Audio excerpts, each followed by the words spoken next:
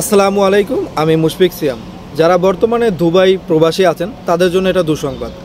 আমরা অনেক আশা নিয়েছিলাম, আমি বর্তমানেও দুবাই প্রবাসী এবং অনেক প্রবাসীরা আছে যারা আমার মতো আশা নিয়েছিল যে ডক্টর ইউনূস স্যার বাংলাদেশ থেকে আসছে দুবাইতে, অনেক কথাবার্তা হবে, স্যারকে যেহেতু সবাই রেসপেক্ট করে সেখানে হয়তো ভিসা খোলার একটা প্রবণতা পাবো।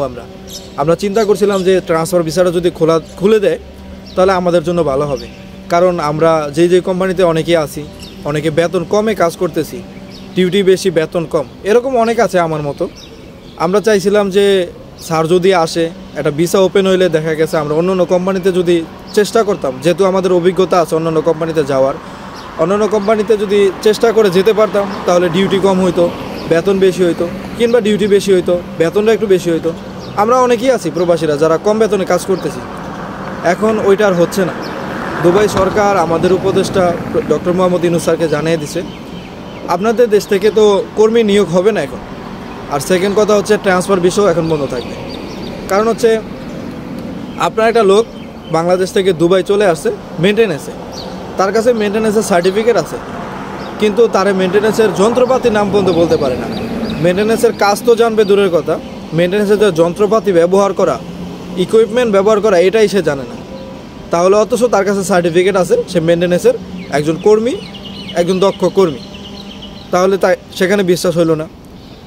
বাংলাদেশ থেকে ডক্টর চলে আসে, এই দেশে ডক্টরই করবে, তার সার্টিফিকেট ঘাটলে দেখা যায় সে ভুয়া সার্টিফিকেট নিয়ে আসে, সে কোনো কাজ জানে না। এখন আপনি এটা বলেন যে এরকম যখন হইতেছে তখন আর তারা ভিসা ওপেন হবে? ওপেন করবে তারা? ভিসা করবে না, এটা নর্মালি বোঝা যায়। অনেক ধরনের আরও ইনলিগেল ইস্যু দেখাইছে যে এটা ওইটা, আপনাদের দেশের লোকজন এখানে হাঙ্গামা করে, মারামারি করে, রুলস ব্রেক করে, অনেক কিছুই বলছে। এটা লজ্জাজনক। একজন মানুষ যখন এটা শুনে দেশের প্রতি, শুধু তার লজ্জা না, বরং দেশের অন্য মানুষেরও লজ্জা, যারা এই ধরনের মুখোশধারী আছে, যারা এই যে সার্টিফিকেট কিনে নিয়ে আসে।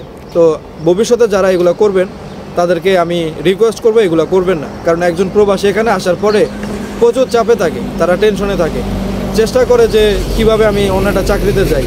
আর যখন এরকম নিউজ আসে, আমাদের ভাই ভালো ভালো চাকরি মিলে, ভালো ভালো চাকরির অফার আমরা পাই, কিন্তু যাইতে পারি না, ভিসা নাই, এটাই সমস্যা। তো আমি মনে করি এটা প্রবাসীদের জন্য শুধু দুঃসংবাদ না, যারা নতুন বিদেশে আসবেন তাদের জন্য দুঃসংবাদ। আমরা এগুলো করা থেকে বিরত থাকবো ইনশাআল্লাহ।